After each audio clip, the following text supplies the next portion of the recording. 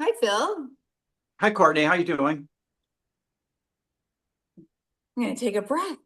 Hey, hmm that's a good question. How am I doing? I'm doing really well. How are you doing? How are you doing at this beautiful, crazy kind of emotional time for everybody? I'm fine. I'm very excited about what we're doing today. We talked about this for a while, and I think we're both really jazzed about our mission and what we're doing here and how we hope to help people. Yeah, I'm excited too. I'm excited to see to play around with it and see how it goes, hmm right? And so we're talking about the stars. I don't know if we're talking about the stars in the sky or if we're talking about the stars in the world, but we are talking about the stars.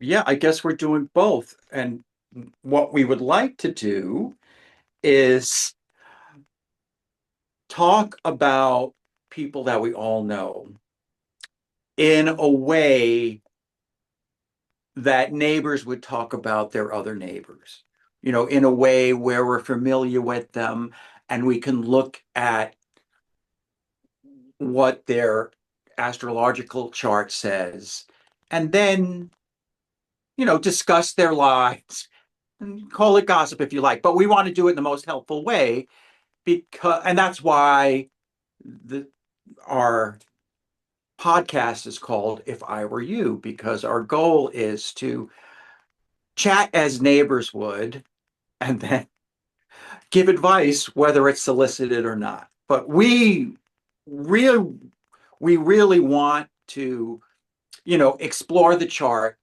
look at lives of people that we're all familiar with, and then offer suggestions that could help them as well as ourselves. So all the suggestions that might sound specific to a particular person can also be used by anybody in their lives. And no Or matter, I think you're right. It can be used by anyone because everybody has everything in their chart. It just might look different. So any advice we would give to the stars would be probably good advice for us all to take, including ourselves.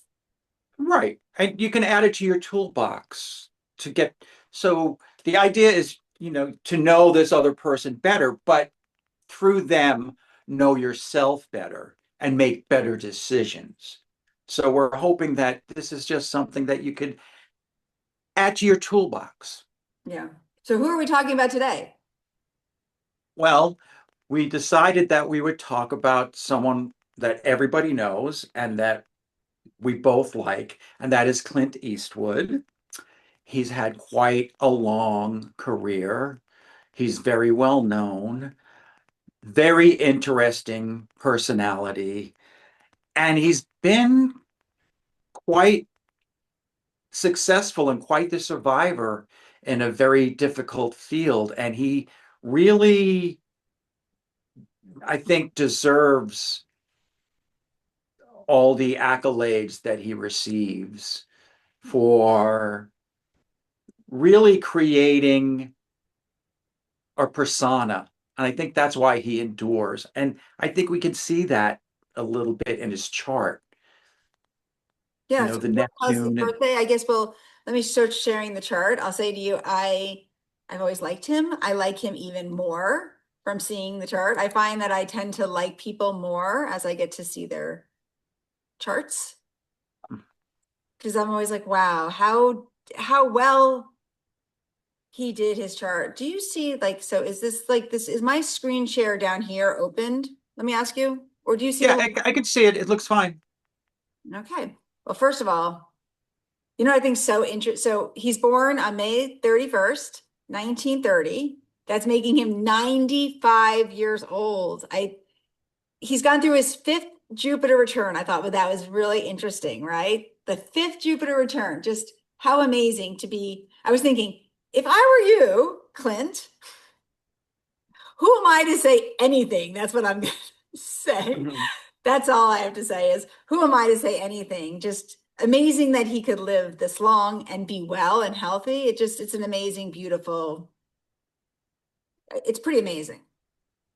Yeah, and I have some basic breathing exercise that I'll share later that is really just meant to be a general enhancement that anybody can do very quickly. Just it's a rejuvenating breathing exercise that is really only takes a few moments and is generally good for your well-being.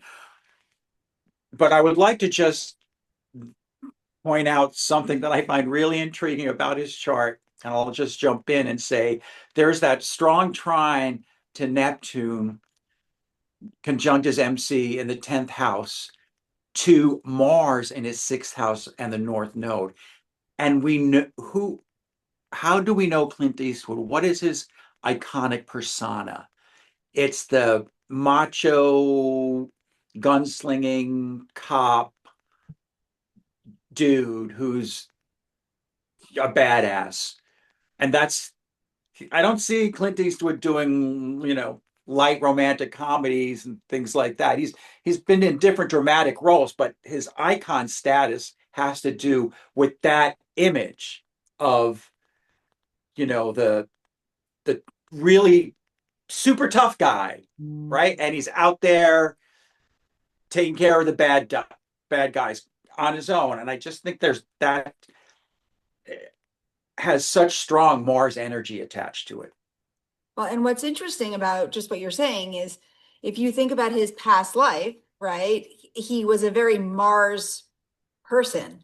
I mean, I go back and forth of if the South Node's in Scorpio, are you going to make the ruler of it Pluto, or are you going to make it Mars? And but either way, it's a very badass kind of guy, right? And he plays that, and he kind of is that. I mean, in a way, he's done it his own way, which was, I think, how he did it so well. I mean, if you think about what I noticed first was his Venus is opposite his Saturn, and it's in like then I see Uranus, and I'm like, wow, he really did it. He did it his own way creatively. And I think how brave of him.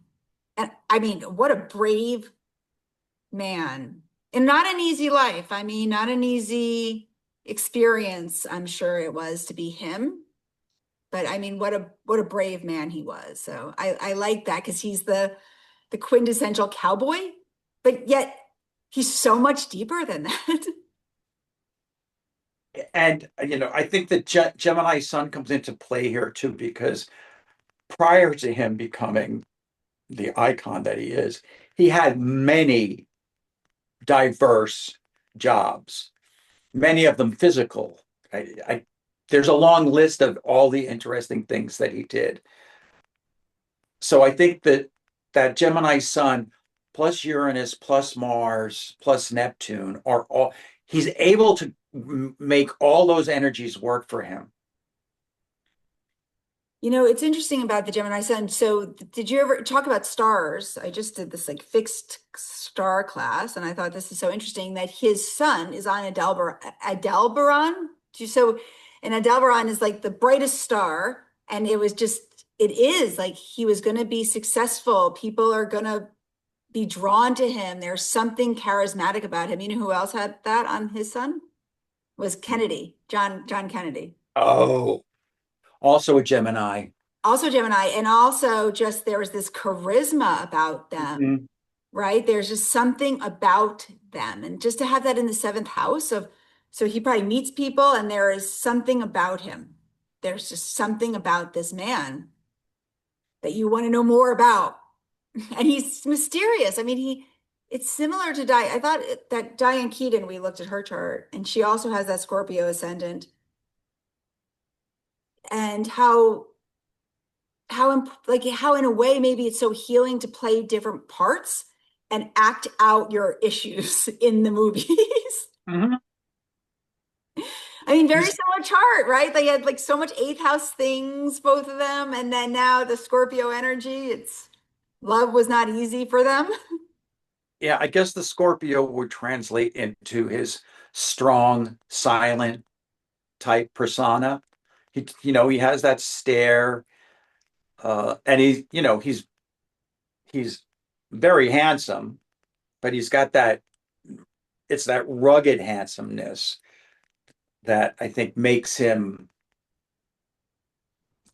he, he's got his own, it makes him unique, or it makes him stand alone in that space, I think.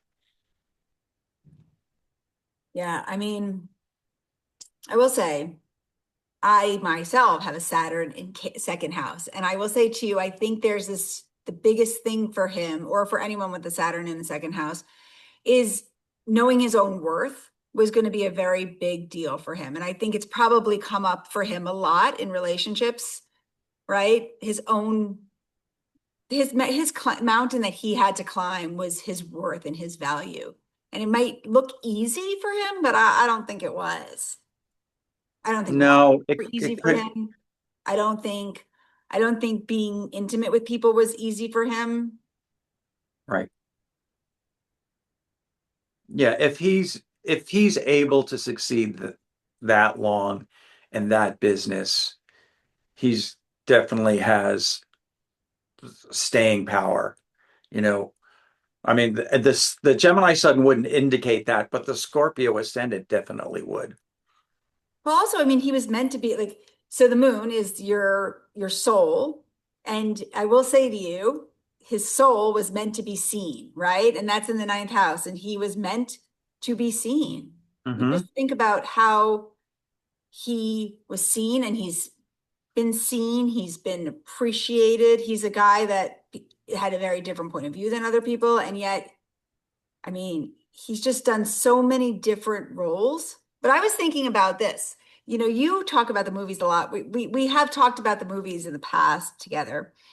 And I was thinking that Neptune on the top of the chart, what you were saying in the trine, it really, he takes you to another world with his directing. And what I thought was interesting is I almost forgot how many movies he's been in, because he's such a good actor that you don't think, oh, this is Clint Eastwood. Right. He's even been in a musical. It didn't go over well, but that had nothing to do with him. So he's quite diverse. He's directed some great movies. He's even been the mayor of Carmel, California. He's an elected politician, and he was contacted by the Bush White House to discuss a possible role of vice president, which he turned down. I mean, it wasn't actually offered to him. It never got to the point where it was offered to him, but they contacted him to open a dialogue about it. Okay, that I did not read that, and I would say that's a big surprise. And I will say to you, it's such an interesting.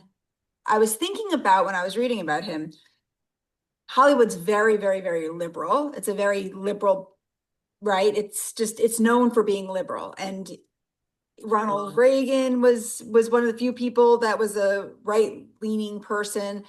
But I was thinking how he was so successful in his lifetime being a conservative, which I think is interesting just because he does have Saturn in Capricorn in the second house. I mean, now I think he calls himself a libertarian, but he was a very open conservative person. And I thought that was very interesting. In a town like Hollywood, that is not easy. And I think there's something where Ronald Reagan said it actually hurt his Hollywood career when he became, but it doesn't seem to hurt Clint Eastwood. And I think there's something with that Neptune on the top of that chart. It's like somehow we don't see what we don't want to see with him. Right. And he's also kind of at the pinnacle of that industry, so he can call his own shots in many cases. So, Well, I yeah. think that's interesting you say that, because if you see here, Mercury, Mercury stationed. So when he was born, it was stationed at in Taurus. So, and that's actually his Chiron too. So I was thinking I did read that he had a hard time in school and he was held back a year. And so I thought that was very interesting, because I do believe that Mercury then goes retrograde and it's also his wound. So just learning might not have been so easy for him. And you hear that a lot with actors and actresses, but yet they're Hmm. so good at at the it's I think Jennifer Lawrence had that where she actually couldn't read and then she could play a part in an amazing way and just take on that role. So I Mhm. just think he's such a, I don't know, I was very impressed with him. The I'm gonna change over the wheel. So I'm gonna stop sharing the screen, but I'm gonna change over the wheel because I think that it's interesting to see where he is now.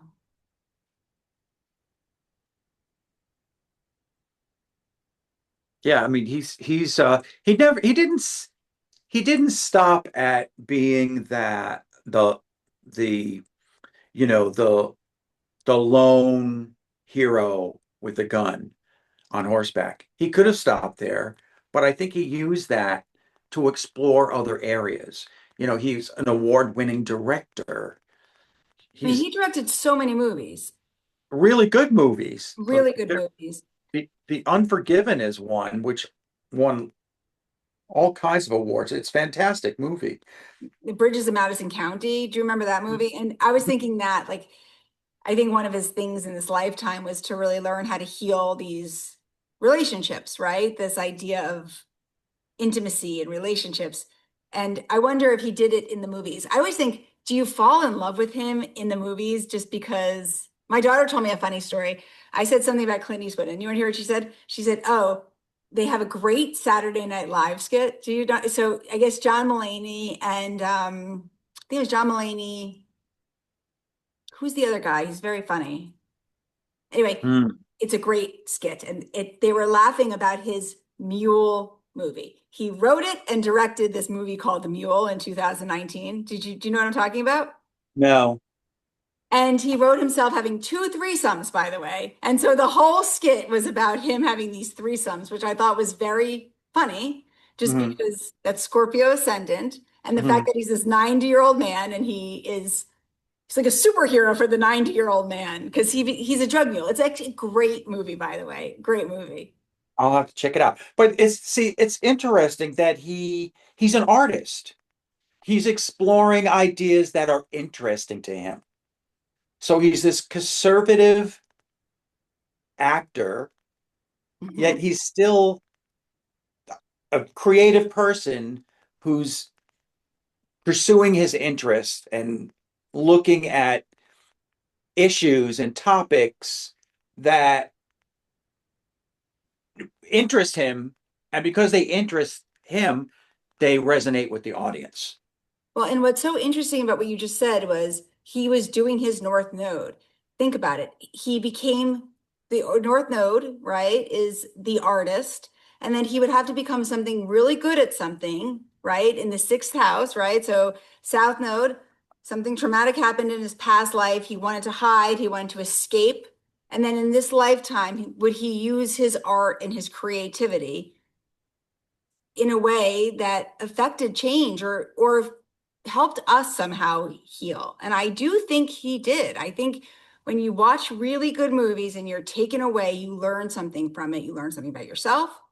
You learn something. So I think that was such a beautiful thing. He is an artist. I mean, he is an artist. Yeah, and I'm thinking of The Unforgiven in particular.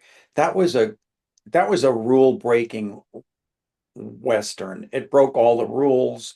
It looked at all the tropes of a Western and turned them upside down. And it really was a compelling movie. It rose above the material because of how he treated it.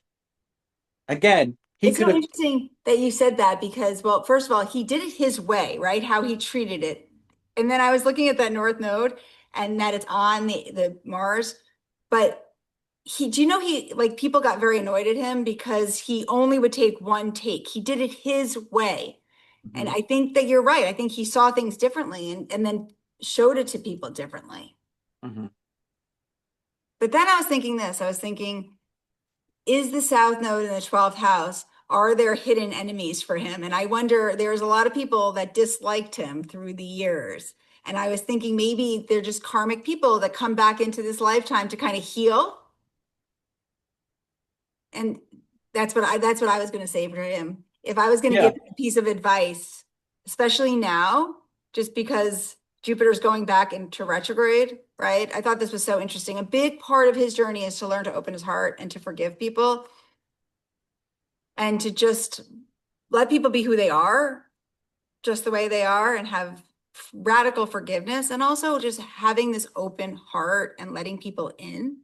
Hmm. That's not easy for him, but I thought, I don't know, just something that maybe all the people that didn't agree with him or the people that maybe life didn't work out well with, maybe it's completely karmic and it's And okay. It's exactly how it's supposed to be.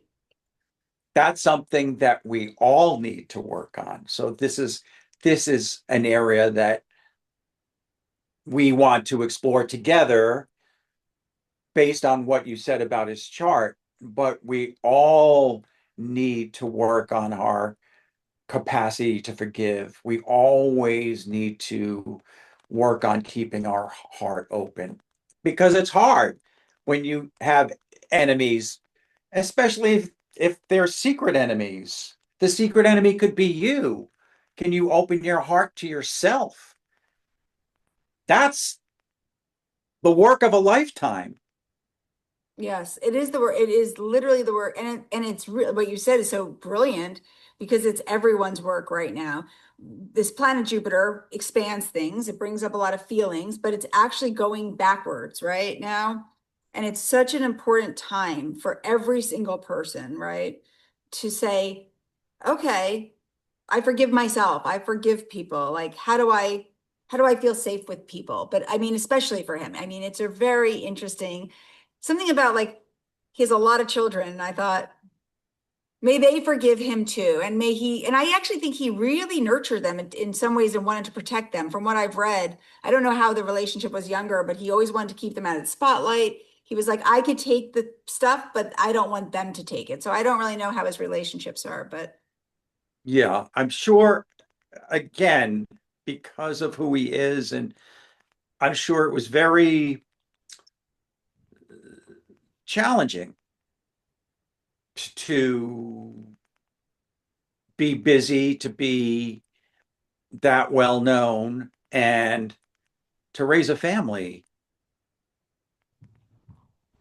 I don't think, yeah, I mean, he had many affairs and many sexual Hmm. affairs. He was, I mean, and he's supposed to, in a way, this is what's so interesting. In a way, he's really supposed to learn, figure out who he feels safe with, how he was going to bond. You were going to tell us well, you were going to give us a breathing exercise for him. Is there a breathing exercise that you want to share with us and tell us why you're doing that? Sure. I was going to give a general breathing exercise, but since we're talking about the heart, maybe we'll go back to our original idea and just talk about the heart chakra, which of course is right at the center of your chest. And if your heart chakra isn't open, you can feel or not feel is is really more like it. And your breathing can stay shallow. I mean, even if you try to breathe more deeply, there's a shallowness to your breathing. So the idea is to really open up your breath so it reaches down through your lungs all the way to the base of your tummy and then expands. And the reason we do that is physiological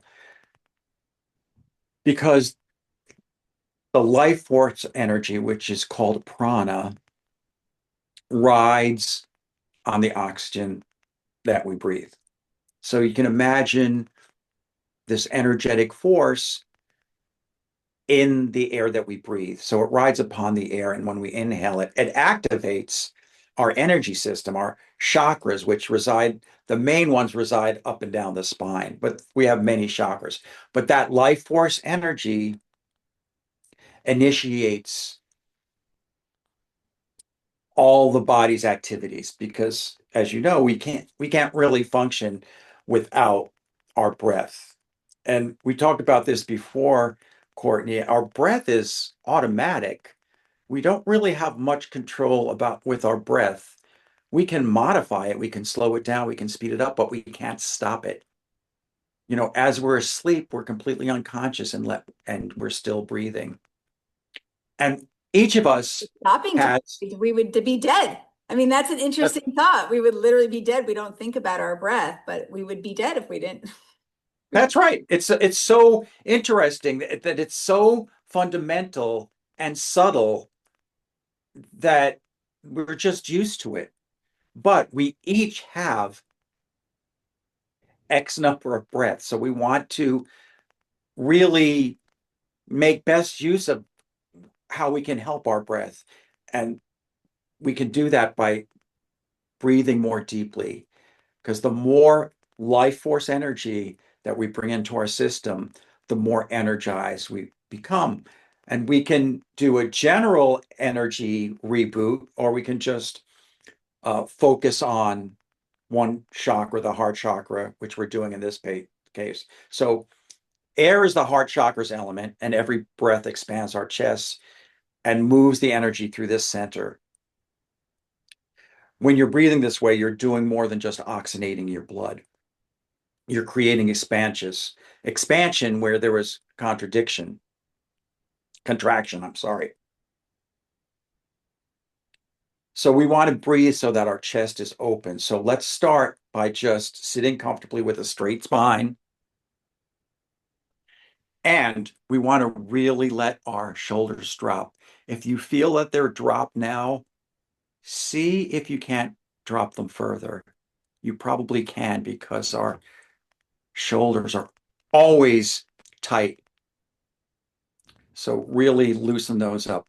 And then place both hands above your heart center, one hand on top of the other, and close your eyes and feel the warmth from your hands on your chest. And just breathe normally here for a moment or two. And just notice the rise and fall of your palms as you're breathing. If your palms are rising, that means your rib cage is expanding and you're allowing more prana in. Now keep breathing more deeply, directing each inhale into your chest.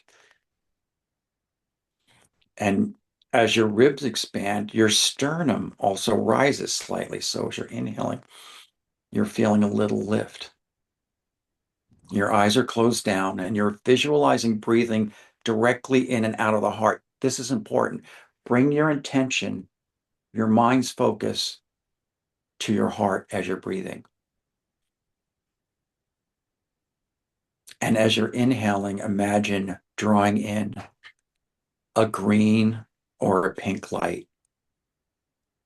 Now breathe it in and imagine that light coming into your heart center. And exhale. Completely release the tension and the air from your stomach. Now we'll do this a few more times so that you get the idea, and then you can practice this at home. So eyes are closed, inhale deeply. Imagine that green or pink light expanding your chest. Fully inhale so that your tummy expands to take in more air. And then as you exhale, squeeze from the tummy and let all that air empty out of your lungs. Inhale again, slowly, as if you're sipping the air, the life force energy, expanding the tummy. The sternum lifts and the rib cage expands. Slowly exhale. One more time. Inhaling that green light through the nostrils, wrapping around your heart and expanding through the chest.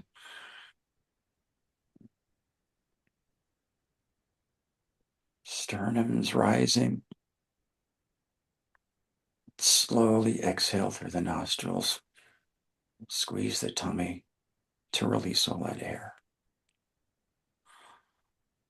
Return to normal breathing and bring your hands to your knees.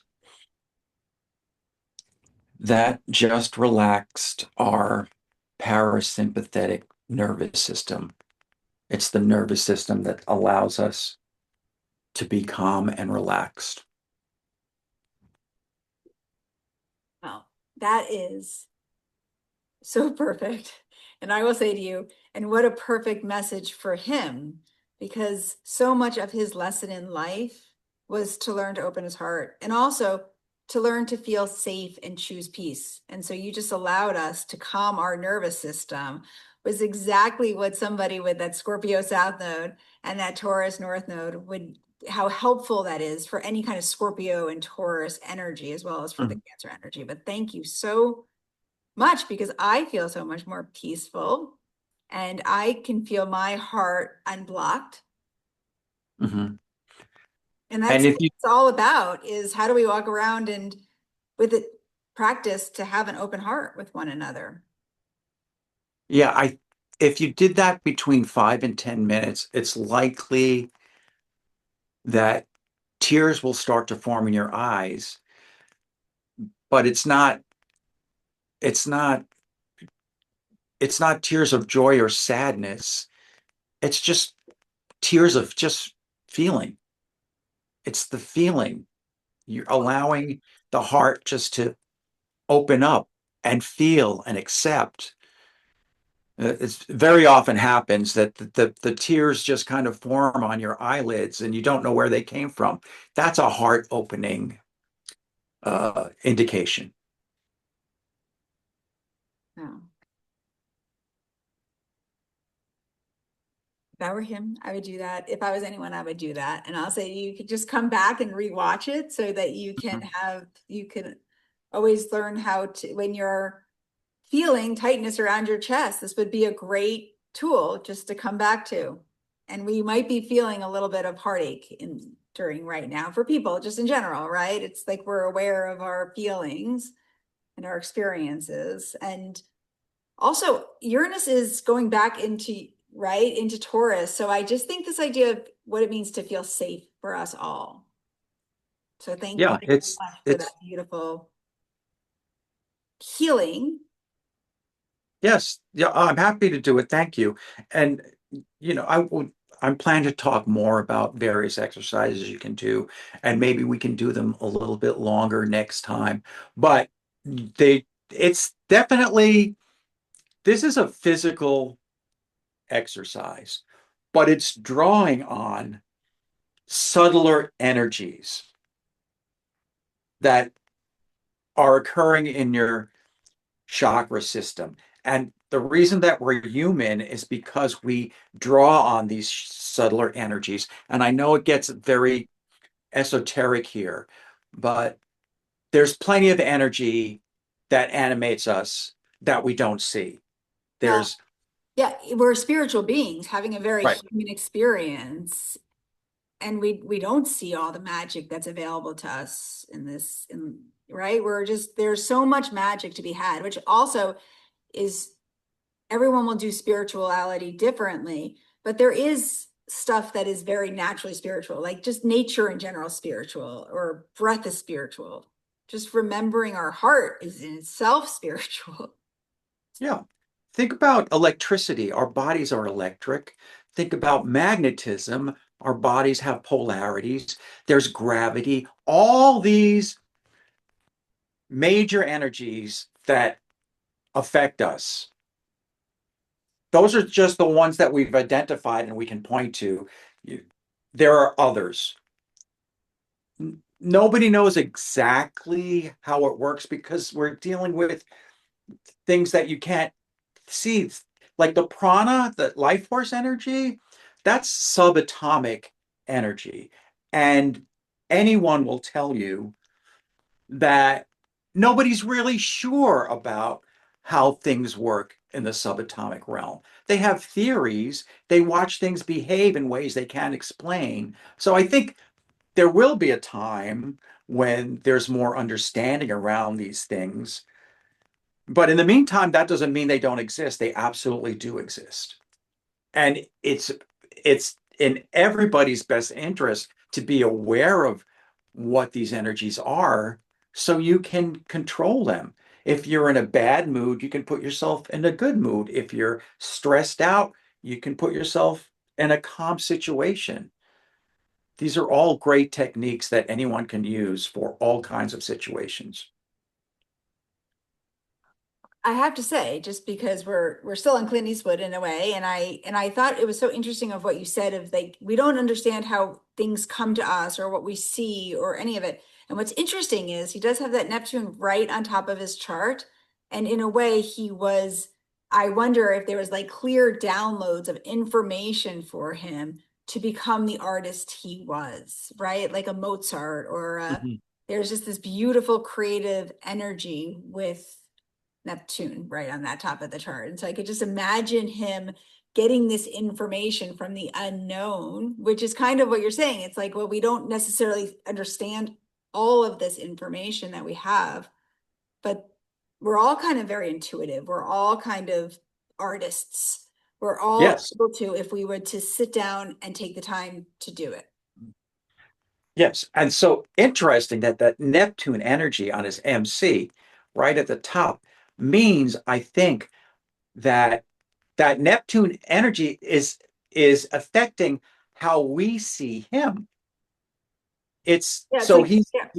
he's embodying that mysterious, glamorous, otherworldly, uh, idealistic. He's for all the dudes out there, he kind of represents that idealistic dude. He can get it done all on his own. He's tough as nails. He's not gonna be bossed by anyone. And so that we And he's not. I mean, and he's he's not. But see how we put our aspirations on him to because we have this longing for something like that. And he's the embodiment of that longing. And I think so that's our energy connecting what he's putting out. yeah, and and that's so interesting because I think he was like the cowboy that was not such the nice guy, right? I think beforehand, right? Isn't there something with where he, right, that he was like, I'm Yes, gonna that be was Mr. Nice Guy. I'm gonna be like the real guy. I'm gonna be like right, right. mask, and I go back to that North Node with Mars and this masculine energy, like he was this depiction of what did he say? He when he took his gun out, Jake, Make my day. make my day. Yeah, Yeah. Oh, that's I hear very you. that's badass energy right there. So I think a lot of men especially can identify with that as a you know as a envious way to be, like envy someone who can be that way. Yeah, I mean, also just the fact that again, he's played so many different parts and so many different roles. And when I went back to see it, I was surprised on how many movies I've seen with him. And it's a very rare thing that you don't think of the actor's name right away. It's almost like he plays the part so well, you believe the character so much, he really takes you away. That Mhm, is, I mean, that's also very much Neptune on that 10th house, right? It's like, I just, mhm. I get immersed into the storyline and you forget it's him. Yep. I mean, amazing, amazing. It's craft, amazing man, amazing person. And I will say to you, I'm sure he touched so many different people's lives. And I hope he's I hope he's as happy as he's made everybody be happy. yeah, that's what I was thinking. I think at that point, it's like, as right, like if I were you, I mean, if I hope to live that long and to live Hmm. a life where I'm well, that's all I would Hmm. say. I think that is, and also that's also he has a very strong sixth house, so he was very careful with what he did eating. And I know for a fact that I don't think he drank a lot or did drugs, and I think he was very conscious of how he took care of his body, and that's a very sixth house, so important. So Hmm. just thank you so much for opening my heart today. Yes. Thank you, Courtney. And you know, I all my blessings and best wishes to Clint Eastwood because he opens he's in a lot of people's hearts. Yeah, I have to say I really I'm like really proud of him. Hmm. So good Yes. job. Good job, Yes. Clint Eastwood. Yes, Clint. I'll see you later, Phil. I wonder who we're gonna do next week. Who knows? Yes. Yes.